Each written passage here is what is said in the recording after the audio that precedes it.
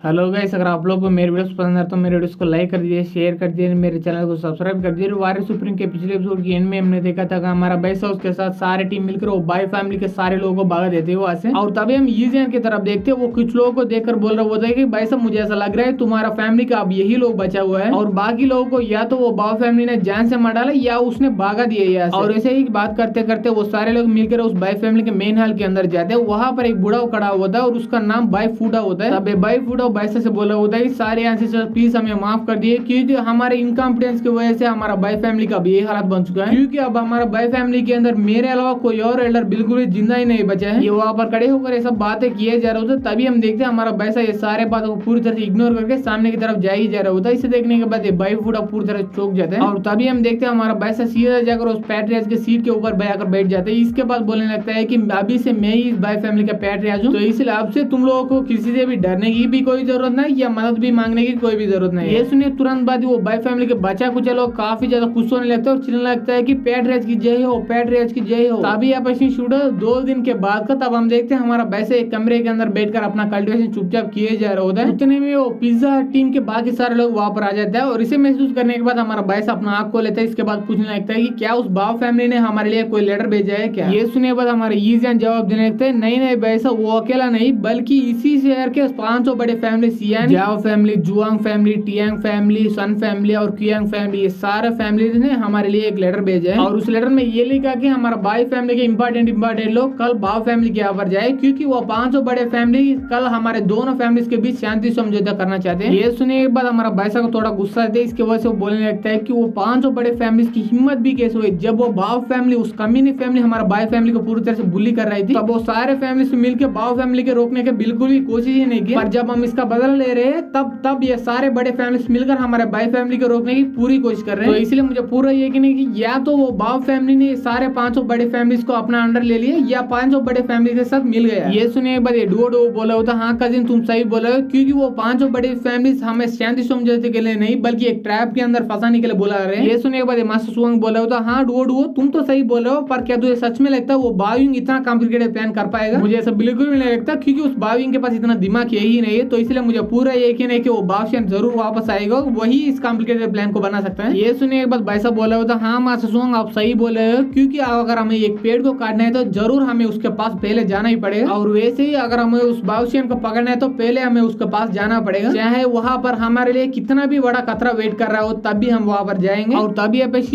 अगले दिन सुबह का बाव फैमिली के अंदर वहां पर वो 5 बड़े फैमिली के लोग आ चुके थे और उसके साथ साथ हमारा पिज्जा हट के सारे लोग भी आ चुके थे। और तभी वो 5 बड़े फैमिली के एक बंदा उठकर बोल रहा होता है कि तुम्हारा बाई फैमिली और उसका बाव फैमिली दोनों काफी सारे से यहाँ पर अच्छी रिलेशनशिप मेंटेन करती आ रही है, और बैड लक की वजह से कुछ महीने पहले तुम्हारा बाई फैमिली के पैट्रियाज पूरी तरह से मर गए। उसके बाद तुम्हारा बाई फैमिली पूरी तरह से बर्बाद होने के कगार पर आ चुकी थी, और इसे देखने के बाद काइंडनेस की वजह से बाव फैमिली ने तुम्हारे बाई फैमिली को काफी सारे पैसे देके काफी बढ़िया मदद किया था। इसके बाद तुम्हारे बाई फैमिली की हिम्मत भी कैसे हुई, एक बार पैसे लेने के बाद फिर से बाव फैमिली के लोगों को भी कुटाई करने की। ये सुनने के बाद बैसा बोलने लगता है कि क्या क्या क्या वो बाव फैमिली ने हमारे बाई फैमिली को काफी सारे पैसा दिया है, क्या तुम 500 बड़े फैमिली के लोग पूरी तरह से साथी आ चुके हो क्या, क्योंकि उस बाव फैमिली ने हमारे बाई फैमिली का एक भी पैसा नहीं दिया। ये सुने तुरंत बाद ये बाविंग एक अग्रीमेंट पेपर को बैसा के दिखाते हो बोल रहा होता है कि तुम बूढ़ा हो, एक बार तुम्हारे आंखों को इस अग्रीमेंट पेपर की तरफ देखो, क्योंकि इस अग्रीमेंट को किसी और ने नहीं बल्कि तुम्हारा बाई फैमिली का पैट्रियाज ने लिखा है। और इस अग्रीमेंट में ये लिखा है कि हमारे बाव फैमिली से तुम्हारे बाई फैमिली 30,000 गोल्ड सिक्के ले रहे हैं, और अगर हम ये सारे गोल्ड को उस बाव फैमिली को वापस नहीं देंगे तो उसके बाद ये बाई फैमिली का पूरा प्रॉपर्टी उस बाव फैमिली का होगा। ये सुनिए बाद हमारा भाई सभी एक एग्रीमेंट को निकालते हैं। इसके बाद इसे दिखाते बोला होता है कि एक बार तुम्हारे आंखों को यहाँ पर लाकर इसे देखो इस एग्रीमेंट को, और इस एग्रीमेंट के मुताबिक तुम्हारा बाव फैमिली ने हमारे बाई फैमिली से 1 लाख गोल्ड लिया हुआ है, तो इसीलिए लावा वाला वो 1 लाख गोल्ड मुझे वापस दे दे, वरना हमारा बाई फैमिली के स्लेव्स बनने के लिए रेडी हो जाओ। अगर तुम्हें मेरे ऊपर अभी भी यकीन नहीं हो रहा तो जाकर इस हैंड राइटिंग को चेक करके आओ, क्योंकि यह हैंड राइटिंग किसी और की नहीं बल्कि तुम्हारा बाव फैमिली का 9th एंसेस्टर की है। ये सुनिए तुरंत बाद वो 500 बड़े फैमिली के एक बंदा जाकर चेक करके आता है, आने के बाद बोल रहा होता है कि हाँ ये तो सच में बाव फैमिली का 9th एंसेस्टर की हैंड राइटिंग है, पर ऐसा कैसे हो सकता है, क्या सच में वो बाई फैमिली बाव फैमिली से 1 लाख गोल्ड लिया हुआ है क्या। ये सुनिए तुरंत बाद ये बाविंग काफी गुस्से से बैसा पर चिल्लाते वो बोला होता है तुम्हारी हिम्मत भी कैसे हुआ हमारे बाव फैमिली के एंसेस्टर के हैंड राइटिंग को कॉपी करने की। ये सुनिए बाद साइलेंट बोलने लगता है क्या तुम पूरी तरह से पागल हो गए हो क्या, क्योंकि क्या तुम्हें सच में लगता है ऐसा एक बार देखने के तुरंत बाद ये कोई बंदा किसी की हैंड राइटिंग को कॉपी कर सकते हैं। ये सुनने के बाद मास्टर सुवंग अपने मनी मन सोचने लगता है या ब्रो ऐसा पॉसिबल हो सकता है, क्योंकि मेरे मास्टर यानी गॉड ऑफ कुकिंग ऐसा आसानी से कर पा रहे थे अपने पिछली जिंदगी में, क्योंकि ऐसा करना उसका हॉबी थी। यही नहीं बल्कि ऐसा बेकार सा भी उसके पास काफी सारे थे पिछली जिंदगी में। तभी हमारा भाई साहब फिर से उस एग्रीमेंट पेपर को दिखाते हुए बोल रहा होता है कि बाविंग तुम भी देख सकते हो, ये ऑलरेडी प्रूव भी हो चुका है, ये तुम्हारा एंसेस्टर की हैंडराइटिंग है, तो इसलिए लावा वाला मुझे वो 1 लाख गोल्ड सिक्के दे, उसके बाद मैं तुम्हारा 30,000 गोल्ड सिक्के दूंगा वापस। ये सुने तुरंत बाद ये बाविंग को काफी ज्यादा गुस्सा थे, इसके वजह से चिल्लाने लगते